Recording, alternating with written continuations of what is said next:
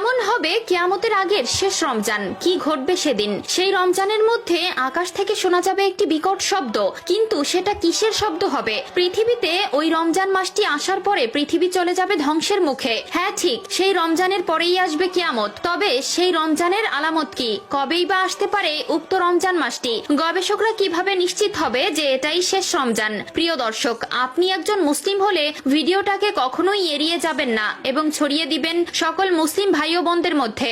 এবং যদি আসন্ন রমজানে সবগুলো রোজা রাখার নিয়ত করে থাকেন তবে অবশ্যই একবার ইনশাআল্লাহ লিখে কমেন্ট করবেন। তো চলুন ভিডিওটি শুরু করা যাক। এই পৃথিবীর শেষ কিভাবে হবে তা নিয়ে ইতিমধ্যে বিভিন্ন গবেষক বিভিন্ন রকম মতবাদ প্রকাশ করেছে। কেউ কেউ বলছেন সূর্য এই পৃথিবীকে তাপ দেওয়া বন্ধ করে দিবে। সূর্যের আলো পৃথিবীর প্রাণের সবচেয়ে অবিচ্ছেদ্য অংশ, কারণ সূর্য সালোক সংশ্লেষণের প্রধান উৎস এবং পানিচক্র সূর্যের আলো ছাড়া ধ্বংস হয়ে যাবে। আবার অনেকে বলছেন পৃথিবীতে পানি শেষ হয়ে যাবে। তবে এর ভেতরে সবচেয়ে যুক্তিযুক্তপূর্ণ মতবাদ হচ্ছে পৃথিবী তার নিজস্ব ভর হারাবে, যার ফলে পৃথিবীর সাথে অন্য কোনো গ্রহের সংঘর্ষ ঘটবে, আর এই জন্যই ধ্বংস হয়ে যাবে পৃথিবী। কিয়ামতের বেশ কিছু আলামত ইতিমধ্যেই প্রকাশ পেয়েছে, যা আমাদের প্রিয় নবী সাল্লাল্লাহু আলাইহি ওয়াসাল্লাম 1400 বছর আগে বলে যাওয়া কথার সাথে মিলে যাচ্ছে। হাদিসে বর্ণিত আছে, মানুষ এতটাই সম্পদ প্রিয় হয়ে যাবে যে তারা অর্ধ উলঙ্গ অবস্থায় থাকবে, অথচ উঁচু উঁচু দালান কোঠা তৈরি করবে। অন্য আরেকটি হাদিসে আমাদের প্রিয় নবী সাল্লাল্লাহু আলাইহি ওয়াসাল্লাম বলেছেন, কিয়ামতের আগে সময়ের বরকত কমে যাবে, আর ইতিমধ্যে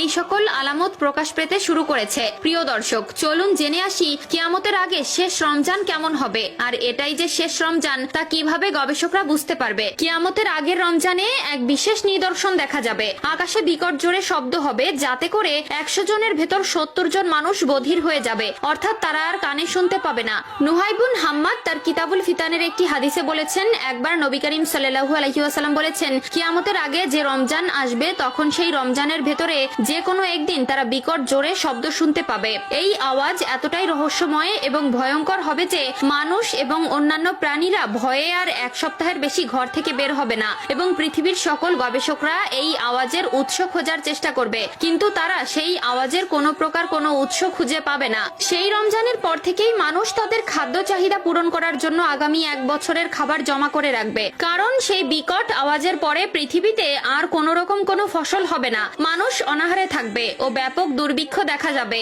আমরা মুসলমান হিসেবে কিয়ামত দিবসে বিশ্বাস করি এবং এই পৃথিবীতে যে কিয়ামত ঘটবে তা নিয়ে কোনো প্রকার কোনো সন্দেহ নেই। তাই আমাদের সকলের উচিত সেই দিনের জন্য নিজেকে প্রস্তুত রাখা, কিয়ামতের জন্য বেশি বেশি নেক আমল করা, এবং আমাদের উচিত আল্লাহ তাআলার নেক বান্দা হয়ে ওঠার চেষ্টা করা। বিভিন্ন ইসলামিক গবেষণাবিদরা বলছেন কিয়ামতের সময় খুবই আসন্ন। আল্লাহ তাআলা আমাদের সকলকে কিয়ামতের আগে সঠিক পথে চলার তৌফিক দান করুক, আমিন।